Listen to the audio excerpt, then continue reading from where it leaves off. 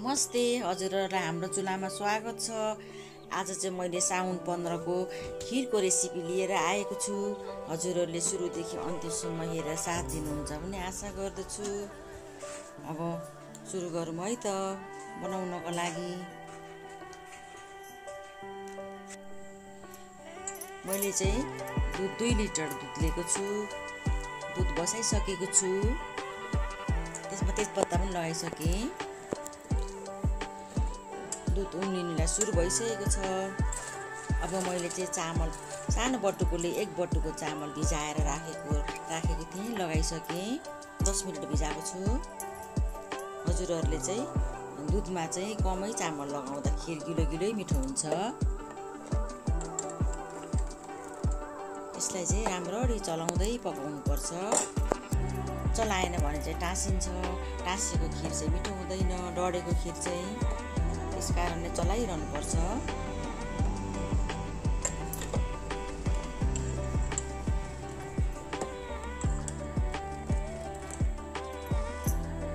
चलाउनुलाई छोड्नु हुँदैन, चलाइरहनु पर्छ। यसलाई चाहिँ खिरलाई चाहिँ हेर्नुस् त उम्लिसकेको छ।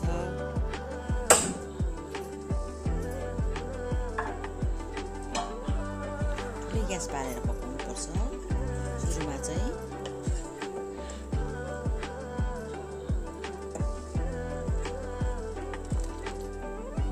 साउन 15 मा चाहिँ खिर खाने चलन छ। त्यसकारणले खिर बनाएर हजुरहरुलाई देखाउँदै छु। हजुरहरुले पनि यसरी नै बनाएर खानु होला।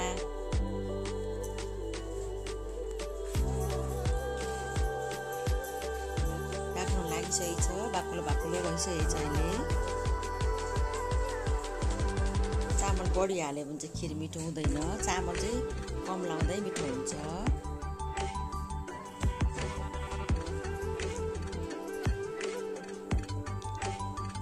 चलाइरहनु पर्छ। हेर्नुस् त बाक्लो भइसकेको छ। पाक्न लागिसकेको छ।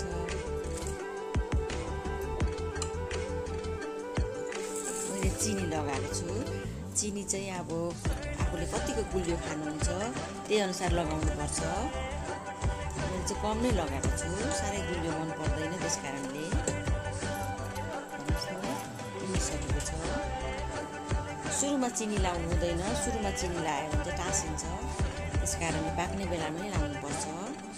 चामल पाकिसकेपछि नै चिनी लाउनुपर्छ। यो चाहिँ सुकमेल र दालचिनी मैले पिसेर लगाएको हो। मसँग धुलो थिएन, त्यसकारणले मैले सिलौटामा पिसेर लगाएको हो। पिसेर चिया छान्नेमा छानेर लगाएको। मरिचको धुलो थियो, त्यसकारणले मरिचको धुलो पनि लगाएको छु 1 चम्चा। यसले पनि स्वाद दिन्छ मिठो।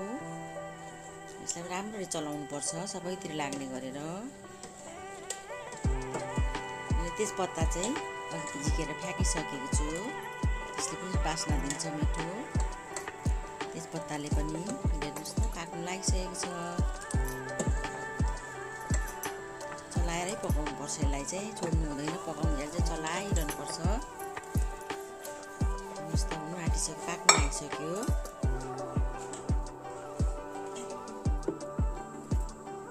अब मैले चाहिँ खिरमा लगाउनुको लागि 1 चम्चा लगाउँदैछु। त्यसमा चाहिँ अब आलमन्ड, बदाम चिनीबाट काटेको छु। त्यसलाई एकछिन फ्राई गर्नुपर्छ। त्यस पछाडि नरिवल काटेको छु मसिनो पारेर, सुकेको नरिवल। त्यसलाई एकछिन फ्राई गर्ने। त्यस पछाडि काजु मसिनो पारेर टुक्रा पारेको छु। त्यसलाई फ्राई गरेर खिरमा राख्दा चाहिँ मिठो हुन्छ, टेस्ट दिन्छ मिठो। त्यसकारणले यसरी राखेको। किसमिस चाहिँ पछाडि राख्नुपर्छ, छिट्टो डढ्छ। त्यसकारणले पछाडि राखेको छु।